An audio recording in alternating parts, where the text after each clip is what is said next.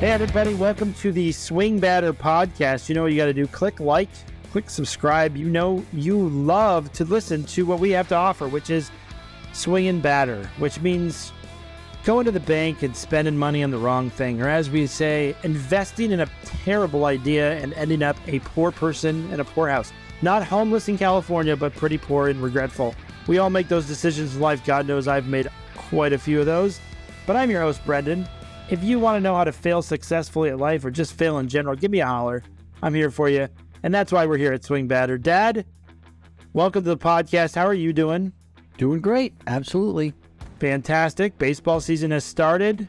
I'm sure you had the inaugural day off, which was probably marvelous at your home. Yep.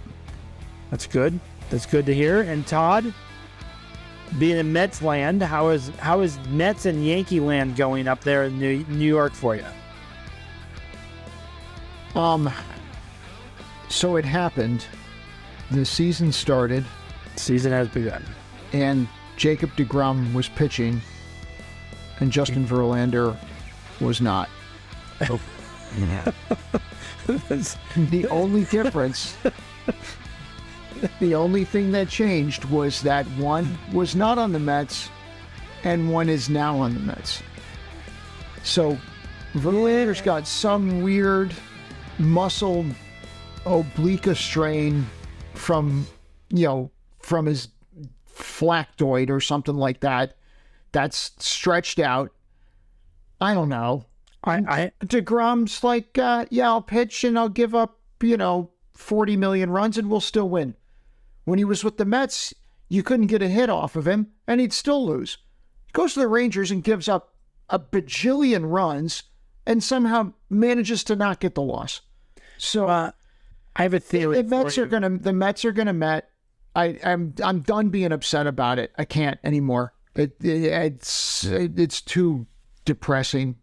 The $43 billion or some massive amount stretched flactoid. I have a theory for you. What?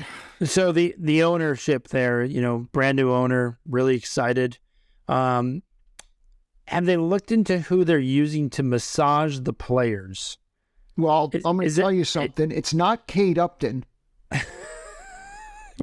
Clearly, she kept them healthy all those years in Houston. I mean, you can't. Come on. I just keep thinking that there's some masseuse who they go, this guy's really, or this gal's really great, and then they just. Or maybe they're doing acupuncture. Maybe they're doing something a little I feel like they're like the Dallas Mavs of baseball. Like Mark Cuban's the owner. They're doing crazy stuff. And they get somebody hurt because they're we're going to do 4-man tandem stretches. And somebody pulls somebody out. And they're like, ooh, we went a little too far with that one. Someday somebody is going to dig up the parking lot at Citi Field and discover there is some secret element under there that injures players. Well, I mean, it wasn't built too long ago, so I can't imagine that, being that it's a fresh, brand new feeling, brand new vibe. They probably did have to dig it up just to put on the scoreboard for the structural support needed for that thing. My Lord. Huge. Can we just say, is that going to do the official countdowns for all of Elon Musk's SpaceX? Because that would be awesome. That thing could give semaphore signals to England. I don't know why, if Elon has all these businesses, which are fantastic, and he's rolling through them, I don't know why he doesn't own a team that he just doesn't launch from the stadium whenever they're not playing. That would be huge. Here, come and watch it. I don't know if it's right to say that Justin Verlander stayed healthy in Houston. If my memory, not always the best, I think he missed a whole season. He did. He did. He had Tommy John surgery. Yeah. So then last year he pitched 900 innings. To say that he was healthy in Houston was not 100% true. So you bring up good players. We're talking about the disappointments to the start of the year and the surprises to the start of the year. And I had a list of people that I was looking forward to be disappointed in, and some certainly are living up to that aura that I was expecting. They started the year the way I expected them to. So I have a list of some players in the American League and the National League. These are highly paid individuals that are paid to play the game of baseball, and they did so really, really well and not so much anymore. I'm going to just start off with my excited disappointments is the Tigers' Javier Baez. Now, he signed 2 years ago, so it's not even that long ago, and he signed a very long contract, and he starts off the year just swinging away as he always does. So Javier Baez is not disappointing. The Tigers aren't disappointing. Started off getting swept. I have them now being the only team that's not going to win. Going to be the last team to win. There aren't many because they all won, sadly. I was really hoping Oakland and others would do some crazy stuff. But Javier Baez is one of my big disappointments to start the year for your Detroit Tigers. I wouldn't say, no, I shouldn't say big disappointments. He's living to the expectations of what I was expecting. I expected this of him. Is anyone shocked by Javier Baez's start? I got to be honest, I didn't even know he still played. Once he left the Mets, you were done. I just was like, oh, he plays for that team in Detroit. I got it. So we'll see you when that contract's over. Very, very well. Dad, Javier Baez, not shocking? Shocking? No, not shocking. I think that his best years were with the Cubs, and it's not come close since. So this is a long deal he signed with the Tigers too. This is like a long deal. I hope he can manage because I got to find a job he can do. Well, another disappointment, and again, he's part of the Brew Crew. Christian Yelich starting right off the bat, just where he started last time. So he, in my opinion, is looking really bright at being part of the Brewers for a little while longer. I know he had some injuries, but he was on my list for National League SwingBadder MVP, and he's currently he did not catch fire to start the year. He's striking out more than he should and not getting good wood on the ball. Again, just he's living up to what I expected of him. So I'm very proud that these two candidates are driving forward into the hard rain of that good earth to start the Major League Baseball season. What'd you think of Christian there, Dan? As a human being, I always liked him. I think he's a nice guy. But as soon as he signed that contract, he became horrible. And I don't know what it is, how a guy can be. I understand a bad year, bad month, something like that. But if a guy's got abilities, he shouldn't have almost career-ending in his efforts. He's not showing any signs. He had a terrible, terrible injury. One of the worst injuries that you could have when he fouled the ball off his kneecap and broke that patella, and he was out for the year. So that's coming back from that. And again, we talk about lower body injuries, and this is, again, not his fault. God, the worst injuries you can have. But guys like Mo Vaughn, these lower body injuries on these power hitters, and trying to come back from that, he just hasn't been the same. It's sad. And he's signed through 29. Yes, he signed for quite a while, and he just is not. He's a leadoff hitter. Javier Baez is number 3, so it's not like they're putting them a 9th or 8th. They're not hiding them, so they're hoping that they perform sometime. But they're clearly two of my favorites in those two divisions. Now I want to get to some surprises that I'm very blown away by the success of the start of their season. And one goes to Minnesota Twins. Not finished business yet, I think was one of, we're not finished with our business, or I can't remember his tweet. But he wasn't the guy that's surprising me. It's Joey Gallo hitting over 300. He's hit a couple home runs. He's doing what we did not think was possible. He struck out 4 times out of 10. I understand he's still going to strike out, but he never hits above 300. So, yes, he's going to probably come down to earth from a start of the season. He's surprising. How many home runs does he have? He's got 2 home runs. I hit another one tonight. Oh, he did? He's got 3 home runs. All right. I was shocked at Joey Gallo because, in my mind, Joey Gallo, failed miserably in Texas, New York Yankees, and L.A. Dodgers last year. 3 teams he couldn't hit 200. So I didn't think he would ever do anything. Now, a couple games is not a fair. I think we're going to see the real Joey Gallo come out. But that was a shock to me. I was shocked to see Colorado win their first 2 games in San Diego. I'm actually quite surprised at how well Tampa is playing, and Texas, both off to nice starts. So I'm thinking to myself, did I get anything right? And the only one I could focus on was, I did say the Braves were going to win the East, and they're off to a strong start. But again, 2-3 games means nothing. A week from now it could all be different. But that was my initial thoughts to how the year started. If we're looking at players and the ones that surprise me and don't surprise me, again, the Joey Gallo is surprising just because he jumps away from what he normally does. Now, again, to your point, Dad, this is all early. The players that are playing bad doesn't mean anything. We've watched players go through a month slump to start the year. This is not, no one should burn down anything right now. But as far as bang for your buck and players, Joey Gallo is a surprise on the positive. The other surprise that continues to be negative for me is Anthony Rendon of the Angels. He signed this massive deal with the Angels, hasn't been the same since, left the Nationals. The Angels signed him because they're always chasing the championship and chasing MVPs. That's what they do. Rendon's supposed to be added to Trout, and you got Ohtani, and so everyone's so excited. And what does Rendon do? In Oakland, of all places, he pulls a fan down, and he gets a 5-game suspension on the fact that he still is not, again, his stats are not, they don't jump at you. This is an MVP quite signing. He's the highest paid third baseman in the game of baseball.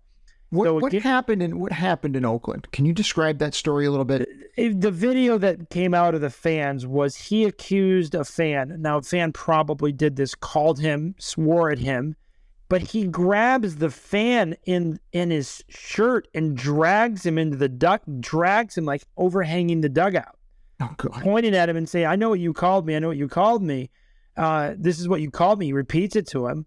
So it looks like he's ready to pounce him. Now, again, let's just talk about what it is. This is like a 50-year-old man who clearly has not worked out a day in a long time. And Anthony Rendon's forearms are the size of Popeye the Sailor Man. So when a baseball player grabs you, you're going to move where they want you to move. And he grabs him from a lower point. He's basically bringing him down, and everyone's like, whoa, whoa, whoa, we went a little too far with our name calling here.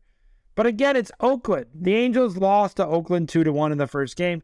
So he's suspended 5 games. I'm sure they're going to do something to the fan. They always do that as well.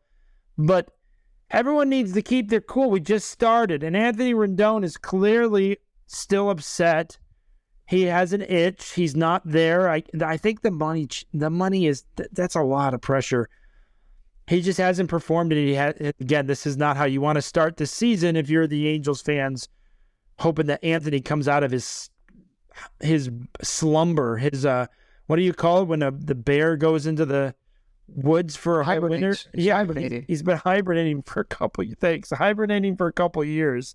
So, but you know who's come out strong on that team? Like, if you want to talk about guys that are a bargain and you just kind of you kind of don't expect it, that type of thing. Yeah, Taylor Ward, who's pulling in $2.75 million.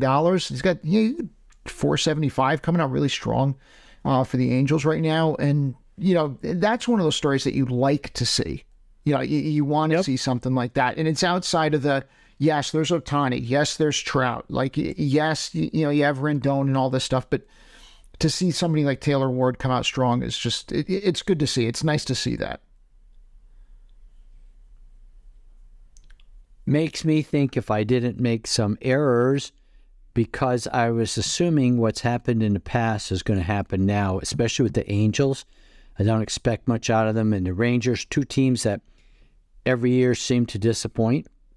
So I assume this year they'll disappoint. They're still in a tough division. Right. And so we'll have to see. But they certainly both surprisingly good starts. You know what's surprising, like in New York, and this is a story that, listen, as a Mets fan, I don't know how much you pay attention to the Yankees, that type of thing. Is this kid Anthony Volpe, who they started at shortstop. I mean, you got a 21-year-old kid who was drafted in 2019. He's the youngest Yankee to start on opening day since Derek Jeter, and who was this kid's childhood hero, right? So the parents, this is funny, the parents used to sleep outside of Yankee Stadium to get tickets. That's how big a fans they were. They'd call into the New York radio shows. Michael Kay's a big, he's a local guy, and he's gotten some national attention recently, like with the announcing, that type of thing, but he's just got a really good vibe right now in the clubhouse. He's like bringing a lot of that youthful energy in a club that's dominated, by Garrett Cole, Aaron Judge, like these guys that are big money. They've spent a lot of money to get these big stat guys in there to have it. This kid Volpe come in and just, really like bring an energy to the team that's just been really fantastic. I'm not a Yankee fan, but it's something that's, I like to see because I'm a baseball fan. And I love when somebody's passionate about the game, or they're passionate about a team, or it's a team that they always grew up with, and they just want to be a part of it, and they're bringing that energy there and doing that. So, listen, you come back to Yankee Stadium, and like as one of my coworkers said, who's a Yankee fan, kid goes 0-4, and now all of a sudden he's getting booed off the field. Yeah, it could happen. But it's just kind of nice to see right now. You got a kid who's a hometown hero right now. So it's a really cool story. They got room to be patient because the team's so good. Right. It's not like you can blame anything on them. So, no, I have noticed that too, and I find that's a very encouraging story. Yep. So that's a nice surprise for me in New York. I mean, the other surprise, Escobar for the Mets. As you talk about third base, they sent Brett Baty down to Syracuse, and that guy's he's lighting it up in Syracuse. And Escobar, I think, is batting all of 62. Mm-hmm. I think they benched him today, but I'm surprised that Baty hasn't been brought up already. Maybe that was something that'll change by the end of the month. I'm not sure, but he's one of those guys, and he'll be a bargain too. The Mets as a whole aren't hitting. As a whole, they're not hitting, and they're 3-2. And they played Miami, but they have nobody hitting on their team, and very few people above 200. I mean, the names. So Nimmo is 167, Lindor is 143, Escobar is 063, like 167 for Pete Alonso. McNeil is 190. Which is crazy. That's not good. This is early on, but if you're a Mets fan, to me, what is encouraging is you're 3-2, start off, and no one's hitting. Right. Nobody's hitting. So to me, it's almost like again, my team, the Diamondbacks, we're just going to call them my team. As let's go. They're 2-2. They were outscored by almost 50, and they are 2-2. Because they barely beat the Dodgers twice. Now, they have the Dodgers right where they want them, as we've heard all throughout the history of baseball. You can win a 7-game series against the team and be outscored in runs quite considerably as long as you have the key runs at the key times. So I think this new brand of baseball allows for some run production when you're struggling. And if you're going to sit back and hope for home runs, knock, knock, knock, Philadelphia Phillies, we're calling you. Relying on the long ball may not be what you should be doing, and you need to be listening to your boy Trey Turner, because he is about manufacturing runs. He should be giving speeches to that team, bringing them back. He's the mojo that you need at this time. So as far as disappointments, I mean, the Mets as a whole, their batting average is probably the weakest. Do we have the teams with the highest ERAs? Are the lowest lowest averages to start? You mean as a team as a whole? Yeah, I think the Mets are probably struggling. They got to have one of the lowest. When it comes to the team averages. Yeah, so team average right now, I think if I sort it, Mets are 25th with a 201 average. They're over Seattle. Seattle's not going to be 199 the rest of the year. But the other teams that they're sitting on top of is Oakland, Washington, Kansas City, and Detroit, and that shows. That shows. Oh, by the way, you want to talk about home teams? The Arizona Diamondbacks are 24th at 211. So it's not like you guys are hitting either. right? No, but we're not expected to be as much of a force as the Mets. Let's just face reality. In Seattle, for that reason, Seattle starts off 1-3. They're another surprise in the wrong way. Are they going to be there for, again, this is so early. Means nothing. But from a surprise standpoint of hitters that surprise us, Joey Gallo, enjoy it. Get up to the stand, be really proud of yourself. This is something that we don't usually give our hats off to players that sign a big deal. One of the disappointments I'm going to go into, I was really hopeful for this one. Cody Bellinger has not started hot. Not at all. He's been Not really at all. brutal. And he was brutal in the preseason, like he's bad, ready, hovering 200. Dad, I know you've said this time and time again. If the Dodgers give up on you, that's a really bad sign. I know the Cubs took a shot on him. It's just he has not gotten off to that driving force to start the season. Do you think he's pushing? I would be if I was him. Wouldn't you be pushing? I mean, this 1-year deal, $17 million. I mean, you don't show up this year. What are you doing next year? You're going to get $5 million. He's 1 for 15 right now, and he's yeah. Well, the one is a home run, but he's 1 for 15. It was a grand slam too, I think. He's got a home run and 4 RBIs. Are you impressed that the A's won? I'm impressed. I'm impressed that the A's won. I'm impressed at Adam Duvall leading the Red Sox at a $7 million salary coming out there. I mean, that's, listen, 34 years old. This is his swan song, probably something, somewhere close. I wouldn't count on that lasting. Like Joey Gallo, they've had their day in the sun. I think we're going to see more.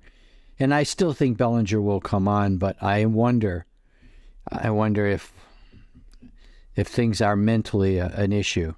Well, let's see. Listen, if we're still talking about this in May, then yeah, it's hard to dig yourself out of that hole. But even like the first 2-3 weeks of April, I'm not overly concerned with that. You're right. So, this in a month's time, we'll see what the heroes and the zeros are. I clearly we have a lot of baseball, tons. Brendan, I hate complimenting you, but Dansby Swanson has proven you're right now. I mean, guys, he's lighting it up like crazy. He's 10 for 17. Fire. Yeah, 10 for 17, and it's fantastic. Can we also give a hats off to the Rockies? They were tied for first. They were competitive, right? They won their first 2 games in San Diego. That was surprising to me. They had them on the ropes. And then let the next 2 games get by them. But the Rockies started off. They're not. It's early. They're playing the Dodgers now, so we'll see how they do. We talked about the rules and stuff. What do you guys think about the stolen base thing? I mean, I'm looking at right now, we're 3-4 games in, and there's something like, it looks like 7 players have 3 or 4 stolen bases already this year. I think it's great. You're gonna have, how many players are gonna have 50 stolen bases this year? I think I think we have a chance to have 100 stolen base season this year.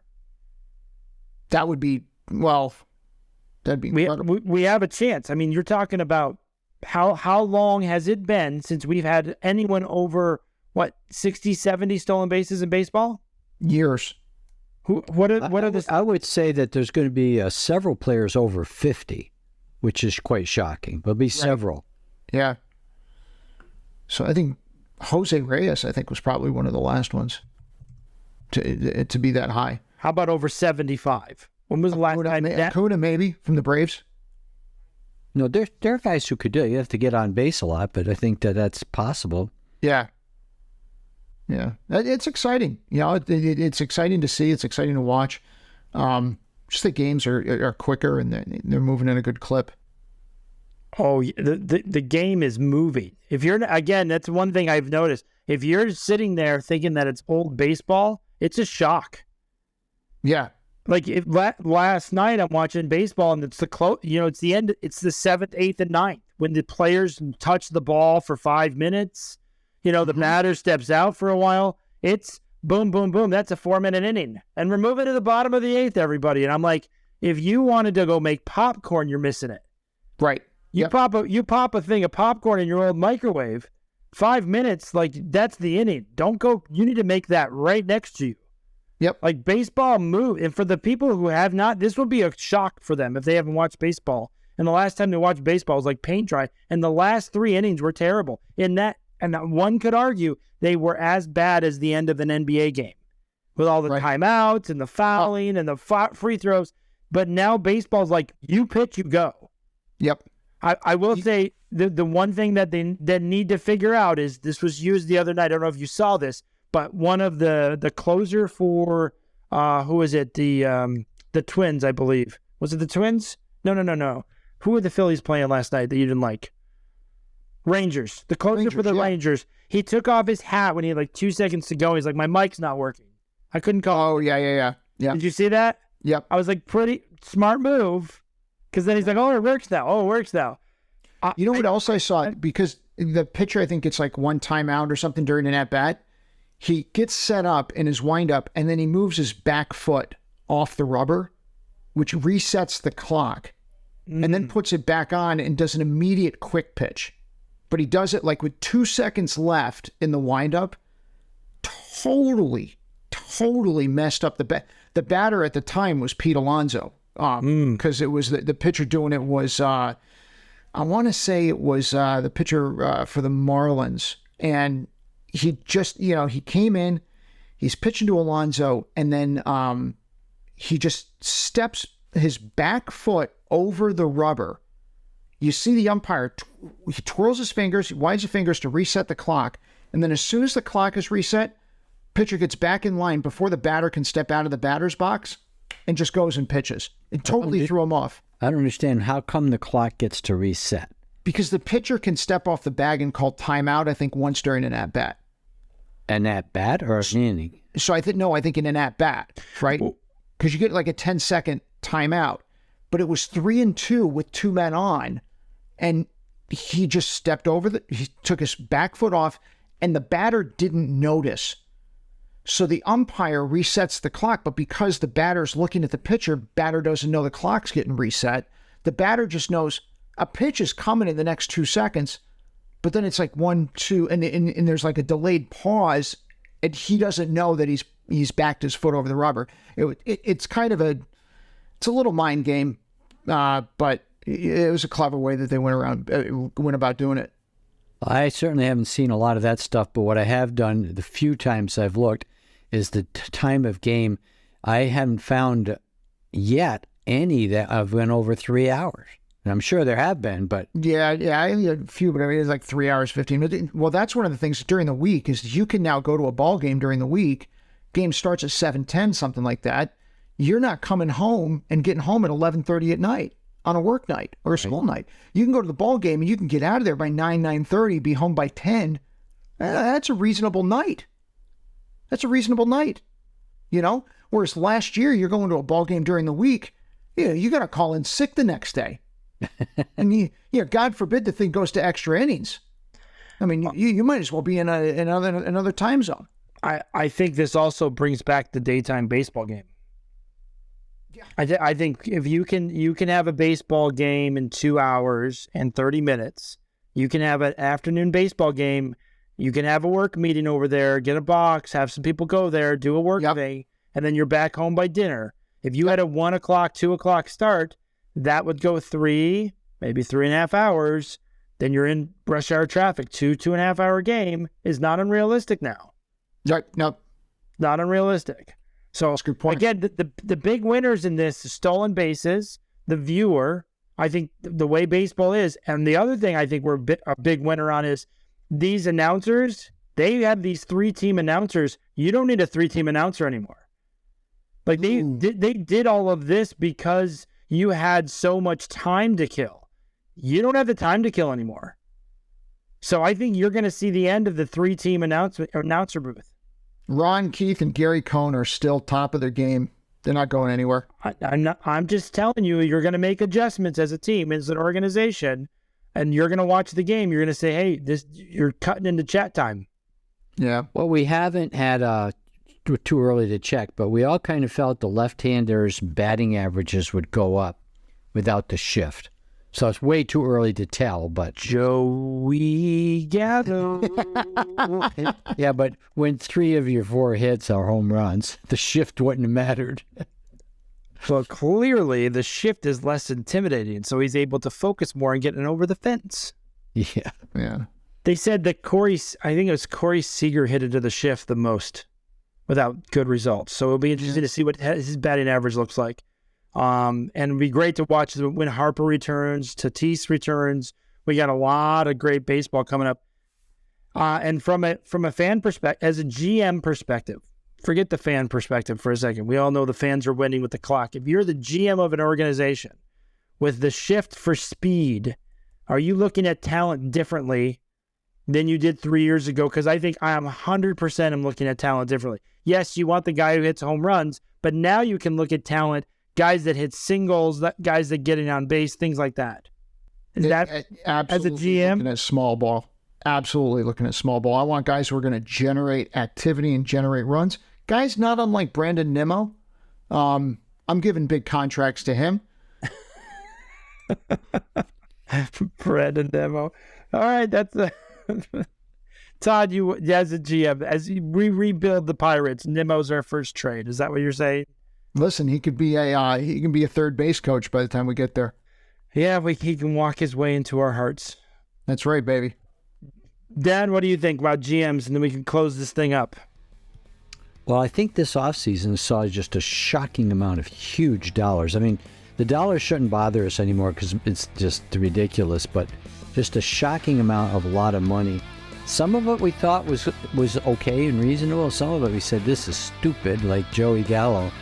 And, it's way too early in the year to see how smart or stupid we are. But so far, I'm pretty content we've been saying it.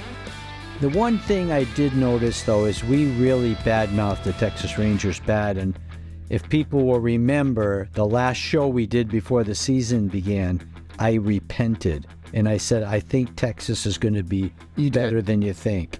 Yeah, you did. I remember that. Well, we'll see. In a month, I might be sorry I repented. Well, they definitely, like the Twins, they're surprising. Well, that's what you have from us. We think the game of baseball is certainly changing. It's changing quicker than you think. And for those that haven't gone out to a game, check it out. Check it out online. Watch on they have great apps. You can get baseball now on Amazon Prime. All sorts of places you can watch a baseball game. They're rather enjoyable, and it's not like last year's baseball. I can tell you that. Especially the end of a game. I can't believe the end of a game goes as quick as it does. Just was so unused to that. Very shocking. So as your host, I'm Brendan. I want to thank you for joining us tonight. Join us on our podcast. Click subscribe, click like, and we look forward to seeing you next time. Thanks, everybody. Have a good one.